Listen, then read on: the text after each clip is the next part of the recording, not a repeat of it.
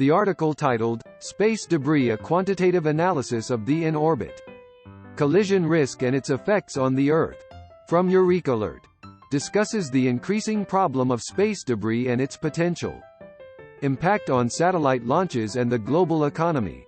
The European Space Agency ESA estimates that there are more than 131 million useless space waste objects, between 1 mm and 10 cm, currently orbiting around the Earth at an average speed of 36,000 km per hour.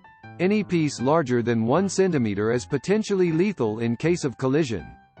Professors José Luis Torres and Anneli Bongers from the University of Malaga have coordinated a project on space economy that establishes a theoretical model that determines the rate of satellite launches that is optimal to maximize benefits based on the amount of space debris.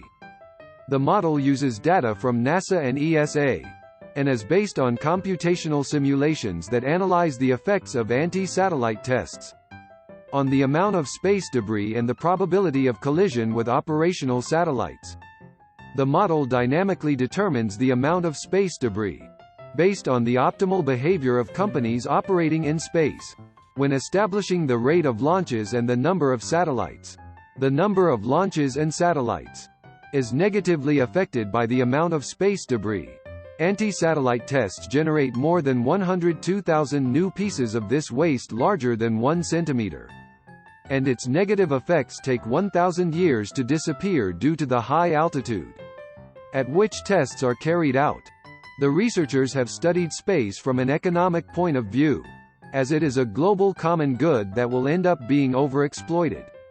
Since there is no express regulation, except for a non-binding international treaty of the United Nations, it is an example of market failure, because due to the absence of property rights, there is a tendency to misuse this resource and, therefore, generate negative externalities.